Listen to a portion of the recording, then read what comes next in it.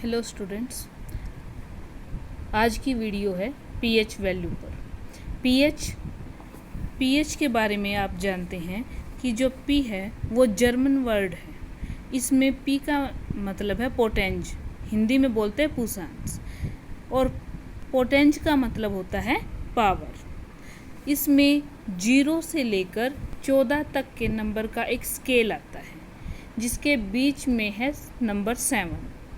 अगर कोई सब्सटेंस या कोई सॉल्यूशन जिसका पीएच 0, 1, 2 तक आता है तो वो हमारे स्ट्रॉन्ग एसिड में काउंट होगा, और जिस सॉल्यूशन की पीएच वैल्यू 6, 7 के आसपास है वो हमारे वीक एसिड होंगे। जिस सॉल्यूशन की पीएच वैल्यू 7 और 8 के बीच में है वो हमारे वीक बेस में काउंट होते हैं, और जिस सॉल्यूशन की पीएच वैल्यू 13 से 14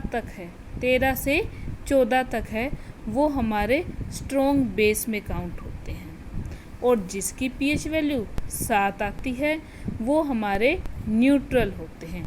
न्यूट्रल मीन्स उदासीन, वो ना एसिड होते हैं ना बेस होते हैं। 7 से अगर आप 0 की तरफ आते जाओगे तो एसिडिटी इंक्रीज होती जाती है, और 7 से 14 की तरफ जाते टाइम बेसिसिटी इंक्रीज होती जाती है।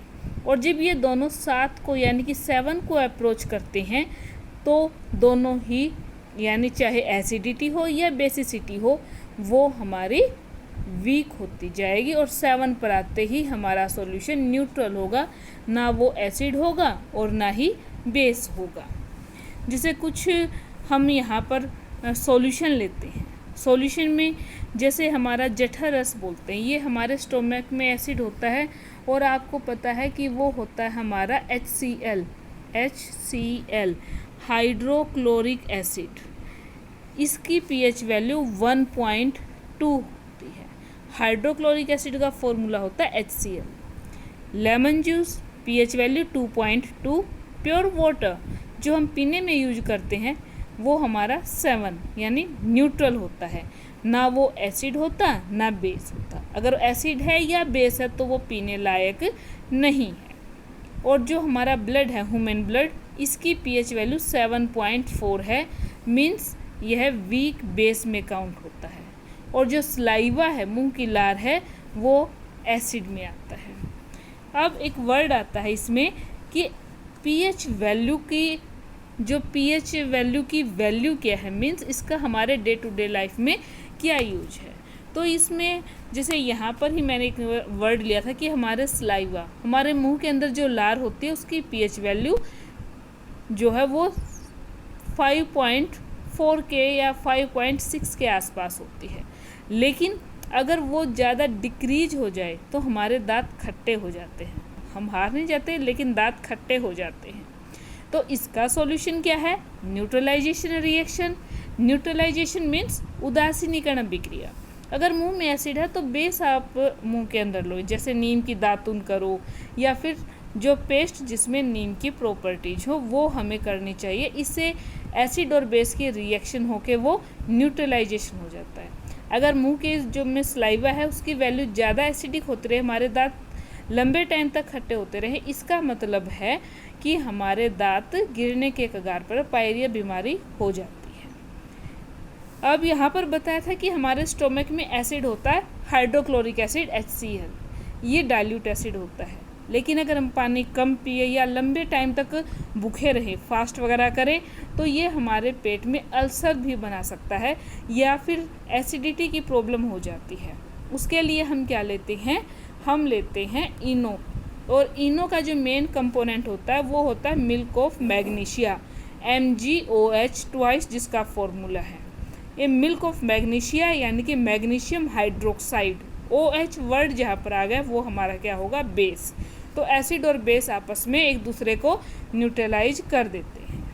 अगर नेटल का प्लांट, आपको उसमें नेटल प्लांट में जो कांटे होते हैं वो लग जाए तो उसके आसपास एक दाख के पत्ते नेचर में अपने आप उगे मिलेंगे। अगर हम वो रगड़ लेते हैं तो इससे एसिड बेस की रिएक्शन यानी कि न्यूट्रलाइजेशन रिएक्शन हो जाती है। कुछ इस टाइप के होते हैं इसकी प्रॉपर्टी। इसकी जो लीफ है ये इस टाइप की होती हैं। जो नेटल है वो फॉरेस्ट में ज़्यादा मिलता है। अगर कांटे लग जाए तो जैसे सांप का डंक होता है ऐसे लगता है, क्योंकि इसमें मिथेनोइक अम्ल, मिथेनोइक एसिड जिसे हम बोलते हैं, फॉर्मूला क्या होता है मिथेनोइक एसिड का, HCOOH, मिथेनोइक एसिड, या इसको हम फॉर्मिक एसिड भी बोल देते हैं। सेम यही अगर आपको चींटी ने काट लिया तो भी हमें दर्द होता है। अगर वहाँ पर हम बेस लगा देते हैं, जैसे कि साबुन वगैरह लगा लिया, डेटॉल लगा दिया, तो उससे भी क्या होता है कि न्यूट्रलाइजेशन रिएक्शन हो जाती है, जिससे कि हमारा दर्द ख़त्म हो जाता है। उसके अलावा एक हमारी मिट्टी का पीएच और होता है कि जो हमारे खेत की मिट्टी होती है, इसका अगर हम पीएच वैल्यू चेक करा करके हमारी फसल को उगाएंगे तो उससे हमें ज़्यादा मुनाफा कमा सकते हैं।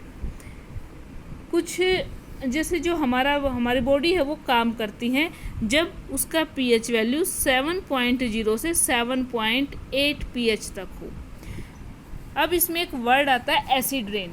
एसिड रेन क्या होती है कि जब वाहनों से जो धुआं निकलता है, व्हीकल से जो उनका एग्जॉस्ट निकलता है, तो वहाँ उसमें होता है मेनली सल्फ़र डाइऑक्साइड और नाइट्रोजन की ऑक्साइड। जब बारिश होती है तो ये सल्फ़र डाइऑक्साइड पानी के साथ घुल जाता है और बनाता है sulphurous H2SO3 sulphurous acid. Sulphuric होता है H2SO4, लेकिन यहाँ पर क्या बनता है सल्फ्यूरस एसिड। और जो नाइट्रोजन के ऑक्साइड होते हैं वो वाटर के साथ रिएक्ट करके वो बनाते हैं नाइट्रस एसिड HNO2। और ये सल्फ्यूरस एसिड और नाइट्रस एसिड बारिश के पानी के साथ जब अर्थ पर आते हैं तो इसको हम नाम देते हैं एसिड रेन। और जो एसिड रेन होती है वो हमारी क्रॉप यानी कि फसल के लिए, हमारी बिल्डिंग्स के लिए काफ़ी हार्मफुल होती है। जैसे जो ताजमहल है वो आपको पता है कि वाइट संगमरमर का बना है, वो येलो पड़ता जा रहा है इसी एसिड रेन के कारण। उसके बाद इसमें एक इम्पॉर्टेंट क्वेश्चन, जो एक तो मैं आपको बता चुकी हूँ कि जो हमारी बॉडी है वो काम करती है जब पीएच वैल्यू 7.0 से 7.8 तक हो। लेकिन एक आपको इंटरेस्टिंग फैक्ट और बताती हूँ कि जो हमारा वीनस प्लेनेट है, इसके एटमॉस्फेयर में सबसे ज़्यादा जो क्लाउड्स होते हैं वो सल्फ्यूरिक एसिड के बने होते हैं। जो यहाँ पर क्लाउड्स हैं वीनस में, वहाँ पर उसका जो एटमॉस्फेयर कह सकते हैं हम, वो वाइट और येलो सल्फ्यूरिक एसिड से बना है, इसलिए वहाँ पर लाइफ पॉसिबल नहीं है। अब न्यूट्रलाइजेशन रिएक्शन में हमने कहा था कि एसिड और बेस आपस में रिएक्ट करते हैं। अगर स्ट्रॉन्ग एसिड स्ट्रॉन्ग बेस के साथ रिएक्ट करे या वीक एसिड वीक बेस के साथ रिएक्ट करे, तो जो हमारा सॉल्ट बनता है उसका पीएच 7 रहता है, और यानी वो न्यूट्रल होता है, उदासीन होता है। अगर आपका स्ट्रॉन्ग एसिड वीक बेस के साथ रिएक्ट करता है, स्ट्रॉन्ग एसिड है बेस वीक है, तो हमारा जो सॉल्ट बना वो एसिडिक होगा। अगर वीक एसिड स्ट्रॉन्ग बेस के साथ रिएक्ट करता है तो हमारा सॉल्ट बेसिक होगा नेचर में, उसका पीएच 7 से ज़्यादा होगा। ये 4 हमारे पास सॉल्ट फैमिली कहते हैं इनको, यानी कि लवण परिवार, सॉल्ट फैमिली, ये 4 हैं। 2 हमारे पास न्यूट्रल हैं और एक एसिडिक है और एक बेसिक है।